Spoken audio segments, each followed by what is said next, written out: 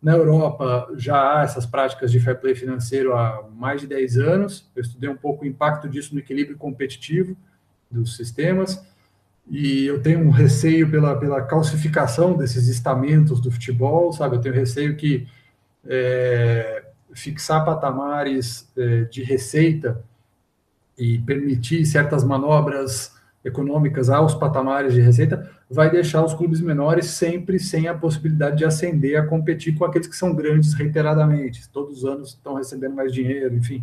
Há razões para o Real Madrid ser maior do que o Tenerife, sei lá. Mas o problema é esse abismo aumentar a cada ano. Daqui a pouco o equilíbrio competitivo faz o esporte perder a imprevisibilidade, que é o grande atrativo, né? A paridade de armas. O programa Esporte Sociedade é um projeto da Universidade de São Paulo que tem como objetivo formar um canal de análise social sobre esporte e interação com o público interessado nesse tema. O tema da entrevista de hoje é Sociedade Anônima do Futebol. O entrevistado é o mestrando da Universidade de São Paulo e consultor para a administração do futebol, Bruno Pessotti. O entrevistador é o mestrando da Universidade de São Paulo, Matheus Peron Silva. Boa tarde, pessoal, tudo bem? Damos início a mais um episódio do canal Esporte Sociedade, que é um projeto de extensão nomeado Sociologia do Esporte ao Público, da Escola de Educação Física e Esporte de Ribeirão Preto, financiado pelo público. Né? O espaço, o canal foi criado com o objetivo de aproximar o conhecimento acadêmico do público, promovendo debates relevantes sobre a relação entre esporte e sociedade, buscando sempre dialogar com os pesquisadores, profissionais e agentes que atuam diretamente no campo esportivo e trazendo reflexões sobre os estudos, sobre pesquisas e experiências práticas que envolvem os aspectos socioculturais do esporte para o público da sociedade.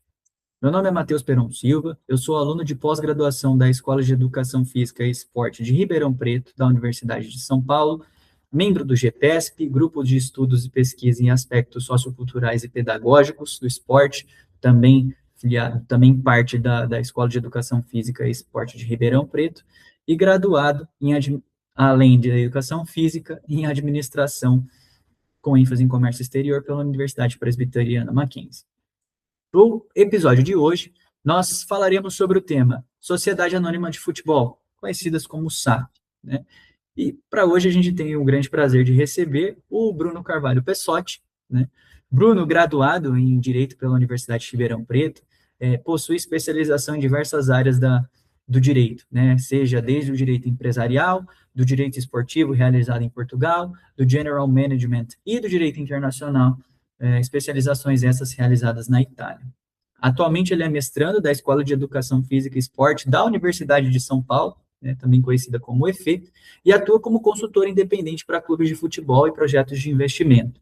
Né? Possui uma trajetória marcada por uma ampla experiência no futebol, já atuando tanto na área jurídica dos clubes, quanto na área de gestão e coordenação de terceiros, proporcionando uma visão bastante completa sobre os bastidores e as estruturas do esporte. Essa é a primeira parte da nossa entrevista, que ficará dividida em duas partes, e que serão publicadas no canal. A fim de começarmos o nosso bate-papo hoje, Bruno, primeiramente seja muito bem-vindo, é um prazer recebê-lo. Fique super à vontade para se apresentar brevemente, para que a gente possa começar a nossa entrevista. Obrigado, eu agradeço o convite. A experiência não é tão vasta assim, mas é a minha experiência, e foi muito boa. Se vasta ou não, isso é relativo. Quero parabenizar a iniciativa do grupo, que eu achei muito legal, e me comprometo desde já a auxiliar naquilo que eu puder, a interagir da forma como eu puder colaborar. Acho que essa aproximação entre o meio acadêmico e a gestão do esporte é fundamental para a evolução do esporte, para ter objetivos tanto no alto rendimento quanto em qualquer outro propósito que o esporte tem. E acredito muito em função dessa característica de querer que as coisas evoluam com base no diálogo. Então, vamos ficar à vontade aqui para bater papo, para, enfim, conversar a respeito de qualquer tema. Estou à disposição para colaborar no que eu puder. Perfeito. Muito obrigado mais uma vez pela disponibilidade. Mas para falar de sociedade anônima de futebol, que a gente, hoje no futebol moderno, vamos assim dizer, existe uma grande ideia do que é a SAF. Todo mundo tem muita expectativa sobre quando um clube se torna SAF. né? Mas para a gente começar a conversa e visto todos alguns clubes, né, que se tornaram, né, fizeram esse processo de SAF, grandes clubes do futebol brasileiro, acho que o primeiro, né, o Botafogo do Rio de Janeiro. É importante a gente dar um passinho para trás para entender o que é, né, a Sociedade Anônima de Futebol, né? Então, a primeira pergunta que eu te faço, Bruno, é o que é uma SAF e qual a diferença da SAF entre os clubes associativos? Vamos chegar nessa resposta, mas vamos realmente, como você falou, dar um passo atrás. E como você disse, essa é não deixa de ser uma invenção do futebol moderno. E o que é o futebol moderno? Se é o futebol moderno, existe um futebol antes do moderno e vamos falar dele primeiro, né? Bom, futebol no Brasil tem um pouco mais de 100 anos só, não é mais do que isso. Claramente, no começo, o esporte amador, era um esporte praticado pelas elites e apenas pelas elites, portanto, tinha uma gestão amadora e era praticado por amadores. Num certo momento, começa a atrair a atenção popular. Eu acredito que isso se dá muito porque é um jogo simples, é um jogo muito simples. Assim, se você tiver uma meta e um negócio para chutar, 2 pessoas já começam a jogar bola.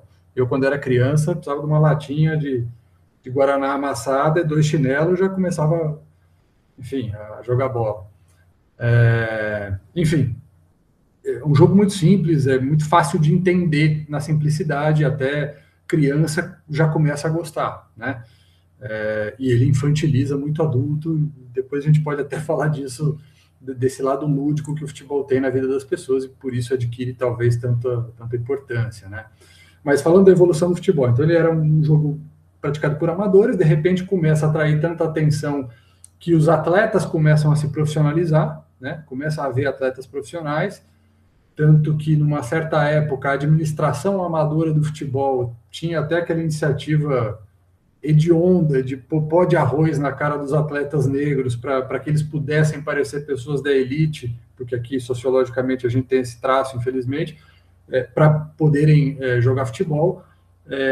E esse modelo de gestão amadora com atletas profissionais durou praticamente durante todo o século XX, né? Acho que o movimento de evolução da gestão do futebol vem no momento em que começa a haver uma injeção maior de capital financeiro. E isso acontece quando a FIFA populariza o futebol por meio do broadcasting, né? Começa a transmitir para o mundo inteiro e começa a girar mais dinheiro, enfim, e aí ele começa a ter níveis financeiros diferentes e com maior diferenciação entre si e tal. O futebol em si, para todo mundo que estuda, para todo mundo que se entranha um pouco mais no esporte, é claramente uma equação muito complexa. Tem várias variáveis a serem dominadas para que você proporcione um bom resultado, ou a probabilidade de ter um bom resultado. Mais fácil do que entender o jogo na sua complexidade é um jogo que permite, como eu te falei, um acompanhamento muito simplista, que é acompanhar o resultado. Então, permite que gestores amadores, durante muito tempo, pudessem tomar decisões com base em resultados, como acontece até hoje, seja em SAF ou seja em associação. Mas, enfim, você tem gestões amadoras e você tem gestões profissionais, que são essas que vão considerar mais variáveis e mais tecnicamente essas variáveis que são as que vão causar propensão a ter um determinado resultado, né? Então, eu já estou meio que entregando que há gestões com um perfil e com outro, independente do modelo de propriedade. A SAF nada mais é do que um modelo de propriedade novo, que vem em função da necessidade de um certo resgate do modelo de associação civil ter falido em muitos clubes, né? Então, muitos são os clubes associativos, associação sem fins lucrativos, aquela do artigo 5º da Constituição. Quaisquer pessoas podem formular entre si, contrair uma associação para fins não lucrativos. E, geralmente, os futebol clube da vida, os clubes atléticos, não sei o quê, são associações civis, em última análise, né? Então, assim, a partir de um certo momento, começou a haver, não pela imposição de uma regulação coercitiva, né, por uma norma cogente, mas por uma regulação de mercado, a necessidade de se profissionalizar também a gestão, porque isso poderia trazer formas de financiamento melhores para esse produto que começou a ficar inflacionado, começou a ficar caro, né?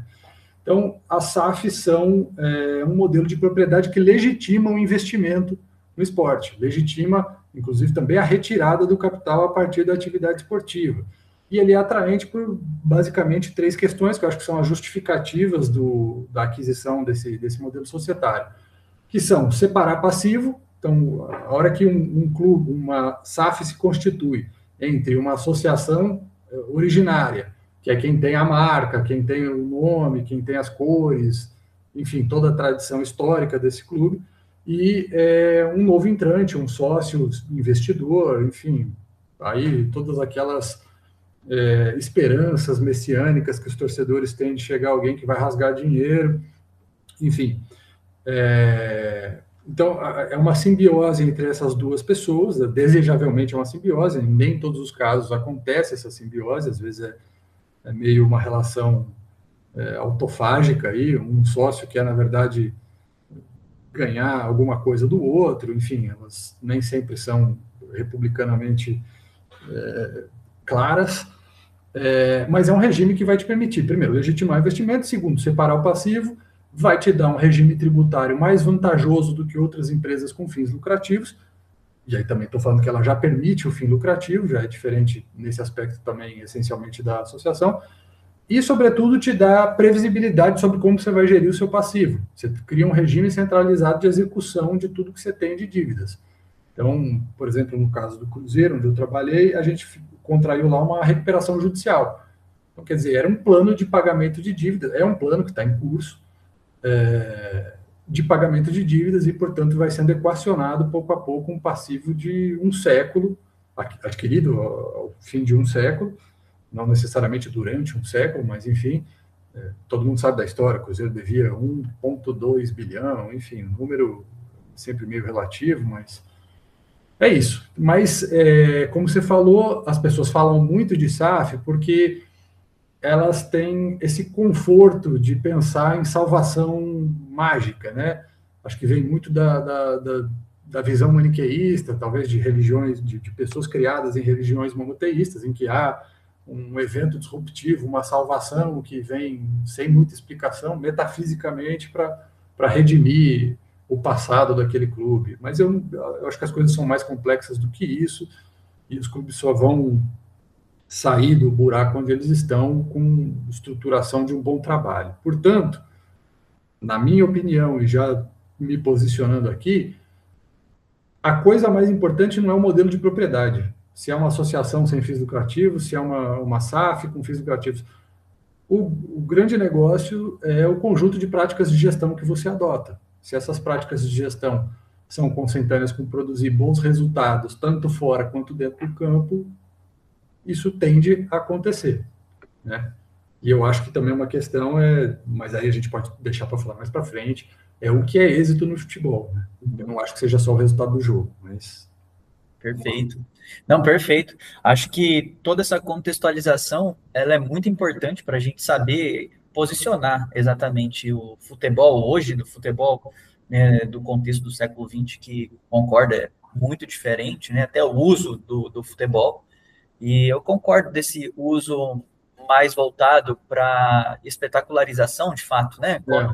Quando ele volta a ver o futebol como um mercado, então torna-se possível, né? Então, mas aí, deixa eu só te interromper um pouquinho e voltar um pouco na perspectiva histórica. Então, assim, eu acho que as coisas são como elas são, primeiro a associação e depois a coisa melhora um pouco, por circunstâncias históricas. Assim, num primeiro momento, eram pessoas leigas sobre futebol, mas entusiastas, que, pela necessidade baixa de recursos financeiros, faziam o modelo de financiamento coletivo, tal como uma associação.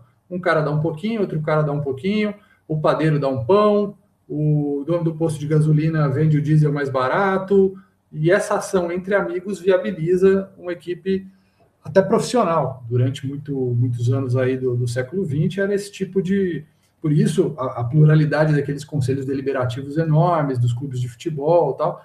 E depois, quando a coisa cria uma cara de capitalismo, vem junto com o que é a cara do capitalismo a concentração de receita, né? A concentração de poder econômico. Então, vem os grandes donos de dinheiro. Então, eventualmente, um jogador que ganhou mais dinheiro do que o clube vai lá e compra o clube e vai gerir segundo a sua cabeça. Se ele tem uma visão de um processo dialético construído coletivamente, é uma situação. Se ele tem uma visão absolutista, ele vai impor regras como qualquer autocrata. Perfeito, E aí vai perfeito. concentrar risco também, na minha opinião. Uhum. Não, perfeito. E na resposta anterior, você já trouxe alguns tópicos, né, de vantagem, né, em relação ao que esse modelo, né, o que a SAF ela pode, né, ter como vantagem em relação ao clube associativo, como, por exemplo, essas questões fiscais, a separação contábil. Você falou muito dos pontos positivos, né? Caso tenha mais pontos positivos, né, você poderia continuar para me falar também, mas e se a gente for fazer, né, nessa dualidade positivo-negativo, em contrapartida, se a gente for olhar também para algum fator que não seja tão bom, né, quando um clube ele acaba optando pelo modelo da sociedade anônima, o que você, na sua concepção e na sua visão, veria como um ponto negativo desse tipo de modelo, né? Tá. Veja, o que eu acho que é a melhor resposta nesse caso é dizer que não é um modelo que é positivo ou negativo e tem fatores positivos ou negativos. O modelo é só um modelo. As práticas é que vão dizer se ele é positivo ou negativamente utilizado, sabe? Uhum. Então, assim, eu já passei em 2 clubes e saí de 2 clubes por conta da mudança de controle acionário. E com a mudança de controle acionário veio uma mudança completa de mentalidade, tal como se nós fôssemos um Estado, no sentido de administração pública, e houvesse uma mudança de regime de governo. Então, a gente passa de uma democracia parlamentarista para um absolutismo. Tem pessoas que vão adorar. Se elas se sentirem do lado que oprime e elas têm gosto pela opressão, elas vão achar ótimo. Agora, para outras pessoas, isso vai ser extremamente amargo, vai ser extremamente custoso, e aí talvez seja melhor procurar um outro lugar para participar mais ativamente do processo, né, de um processo mais inclusivo e que faça mais sentido com relação aos valores que a organização está comprometida em produzir.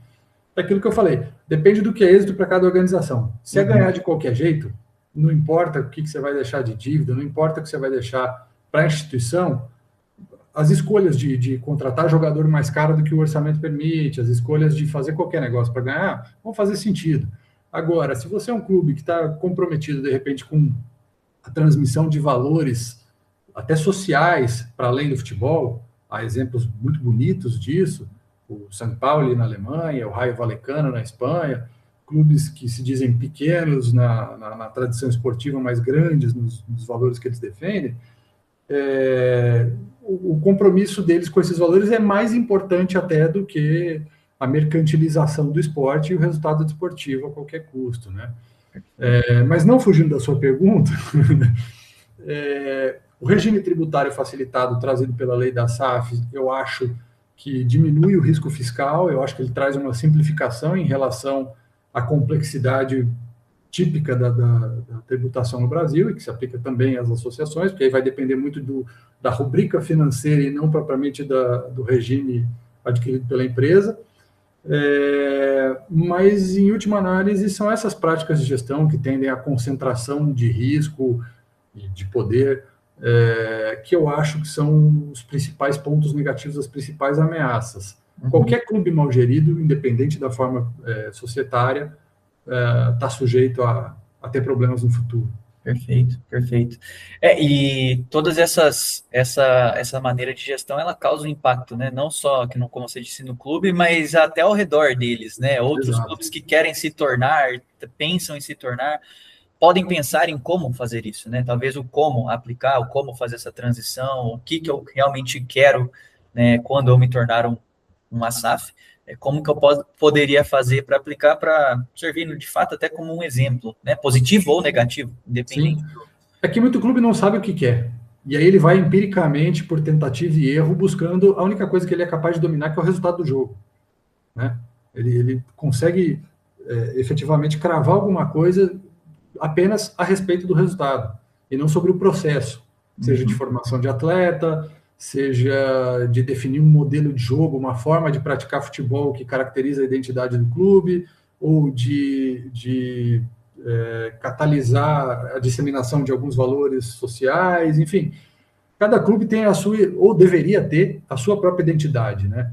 A gente muitas vezes identifica os clubes por estereótipos de torcedor, mas esses estereótipos vêm de algum lugar, sabe? Vêm de uma tradição histórica, eventualmente. E aí precisa ver o quanto cada clube está disposto a abandonar isso e o quanto isso é importante também, né? E varia, porque o clube que tem meia dúzia de torcedores talvez tenha muito mais flexibilidade para sua identidade do que um clube que é de massa. E tem clube que é de massa que vai ser movido estritamente pelas paixões, pelo resultado, que é o que a maioria do público domina, do que propriamente decisões técnicas. A questão é, se você trabalha certinho, você define um orçamento, num ambiente sem regulação, você tende a estar em desvantagem em relação a quem é perdulário, pelo menos num primeiro momento, né? E aí a gente vê clubes fazendo coisas que são absolutamente, na minha opinião, periclitantes, assim, sabe? Clubes perdulários. Hoje eu vi uma matéria, por exemplo, não querendo apontar o dedo e dizer que está errado, porque eu não conheço as finanças para dizer qualquer coisa, mas me parece estranho o Criciúma, que é um clube do meio ali da Série B e tal, gastar 6 milhões por mês. Eu acho um pouco... Há meses em que foi menos, há meses em que foi mais, mas enfim, a matéria que eu li dizia, também não sei se a matéria se embasa sobre, enfim, estou sendo um pouco impreciso nessa declaração, mas enfim, futebol vira uma gastação de dinheiro muito grande, e aí você precisa ter uma lógica um pouco mais profissional para lidar e sem isso virar 1 bilhão de dívida, como muitos clubes já passaram. Perfeito. E esse é até um assunto interessante que você acabou trazendo, né, sobre a questão da regulamentação e da fiscalização em relação ao futebol como um todo, né? É muito complexo, a gente sabe disso, são diversas coisas que tangem, né, o fenômeno. Porém, se a gente puder falar de questões regulatórias também, né, principalmente nas questões econômicas, contábeis e de planejamentos, nessas questões também que podem envolver a questão jurídica, né? Como você disse, a contenção de custos, como que os clubes, né, fazem essa gestão de todos esses imprevistos, de todas essas coisas que estão, né, dentro desse contexto do futebol. Você acredita, né, em relação ao meio, né, a sociedade anônima ou os clubes associativos, que a vinda da sociedade anônima, a SAF, ela trouxe também consigo algum impacto em relação a essa questão de regulamentação e de essa questão mais de fiscalização, talvez nessa... Eu acho que é um fator que converge positivamente nessa direção, mas como eu falei, não significa panaceia, não significa que o John Textor não fez um monte de maluquice que daqui a pouco vai vir a conta para o Botafogo, sabe? Houve um alívio imediato, o Botafogo conquistou coisas que nunca havia conquistado, mas eu tenho muito receio sobre o custo que isso vai ter. Até achei que a bomba ia estourar mais cedo, enfim, aí são opiniões pessoais. Eu acho que é um fator a mais para dizer, olha, a gente precisa profissionalizar, mas aí, eu também, olhando numa outra perspectiva, acho que a gente precisa pensar no produto como um todo. E a CBF até tem tido boas iniciativas nesse sentido. Critico a CBF por N coisas, mas pelo menos estão tentando olhar para essa direção, né? Estão criando um mecanismo de fair play a ser testado, acho que vai ser um pouco empírica a adoção, vai ter percalços, normal. Na Europa já há essas práticas de fair play financeiro há mais de 10 anos, eu estudei um pouco o impacto disso no equilíbrio competitivo dos sistemas, e eu tenho um receio pela calcificação desses estamentos do futebol, sabe? Eu tenho receio que fixar patamares de receita e permitir certas manobras econômicas aos patamares de receita vai deixar os clubes menores sempre sem a possibilidade de ascender a competir com aqueles que são grandes reiteradamente. Todos os anos estão recebendo mais dinheiro, enfim. Há razões para o Real Madrid ser maior do que o Tenerife, sei lá. Mas o problema é esse abismo aumentar a cada ano. Daqui a pouco o equilíbrio competitivo faz o esporte perder a imprevisibilidade, que é o grande atrativo, né? A paridade de armas. Então eu defendo que haja também regras para defender esse oligopsônio que é o mercado do futebol, sabe? São alguns clubes que são os contratantes do talento no futebol, então eles poderiam meio que, não digo fazer uma liga fechada que nem as ligas de esportes americanos, mas olhar talvez para os 4 primeiros níveis da pirâmide, como fez a Premier League, sabe? Com a EFL lá, tem a Championship, tem a League One, League Two, tudo aquilo é um sistema que tem regras para remunerar o sistema como um todo, para irrigar de dinheiro, inclusive a quarta divisão. Então você vai ter campos bons, padrões para várias coisas, logística, enfim, você tem padrões para várias divisões. Eu acho que é um jeito mais saudável de cuidar do esporte como um todo, do que propriamente essa visão predatória que os clubes têm, que eles não conseguem sentar numa mesa e fazer uma liga, sabe? Então, hoje vige a regra do capitalismo selvagem. Se eu sou o Flamengo, eu posso mais, eu vou pensar só no meu umbigo e que morra a liga. Eu quero mais que meus adversários não tenham condição de competir comigo. Eu não gosto disso, eu acho que a gente poderia ter um conjunto de regras para defender a competitividade, defender o equilíbrio competitivo. Inclusive, é sobre isso que eu estou pretendendo escrever minha dissertação, estou trabalhando nessa direção. Perfeito. Então, eu acho que a gente tem que evoluir e conversar mais adultamente sobre futebol, mas eu sou uma voz que ninguém escuta. Continue nos seguindo para a parte 2. Se você tem alguma sugestão de tema para a próxima entrevista, por favor acesse o link do formulário na descrição do vídeo. Será um prazer contar com sua participação.